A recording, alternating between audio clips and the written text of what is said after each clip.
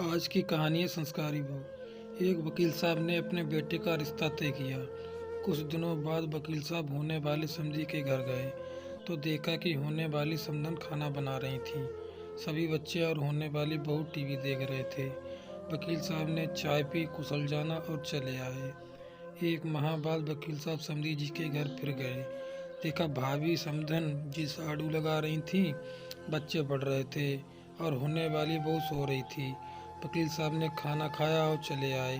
कुछ दिन बाद वकील साहब किसी काम से फिर होने वाले समधी जी के घर गए।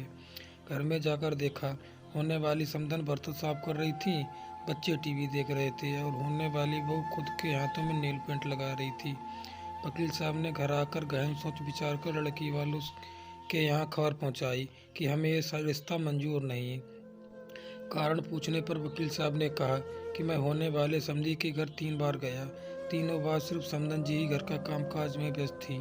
एक ही बार मुझे होने वाली बहू घर पर कामकाज करते हुए नहीं दिखी। जो बेटी अपनी सगी माँ को हर समय काम में व्यस्त पाकर भी उनकी मदद करने का ना सोचे, उम्र दराज माँ की उम्र की जवान होकर भी स्वयं की माँ का हाथ बटाने का जज्बा ना रखे, वो किसी और की माँ और किसी अपरिचित परिवार के बारे में क्या सोचेगी। मुझे अपने बेटे के लिए एक बहू की आवश्यकता है, किसी गुलदस्ते की नहीं जो कि किसी फ्लावर्स पॉट में रखा जाए। इसीलिए सभी माता पिता को चाहिए कि वे इन छोटी छोटी बातों पर अवश्य ध्यान दें। बेटी कितनी भी प्यारी क्यों ना हो, उससे घर का कामकाज अवश्य कराना चाहिए। समय समय पर डांटना भी चाहिए, जिससे ससुराल में ज़्यादा काम पड़ने पर, डांट पड़ने पर उसके द्वारा गलत करने की कोशिश ना की जाए। हमारे घर बेटी पैदा होती है, हमारी जिम्मेदारी बेटी से बहू बनाने की है। अगर हमने अपनी जिम्मेदारी ठीक तरह से नहीं निभाई, बेटी में बहू के संस्कार नहीं डाले, तो इसकी सज़ा बेटी को मिलती है और माँ बाप को भी मिलती है, जिंदगी और गालियाँ।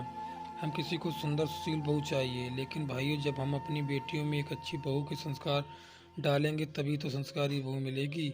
वृद्धा आश्रम में माँ बाप को देखकर सब लोग बेटों को ही कोसते हैं, लेकिन एक ऐसे भूल जाते हैं कि उन्होंने माँ भेजने में किसी भी की बेटी का ही अहम रोल होता है। वरना बेटे अपने माँ बाप को शादी से पहले वृद्धाश्रम क्यों नहीं भेजते।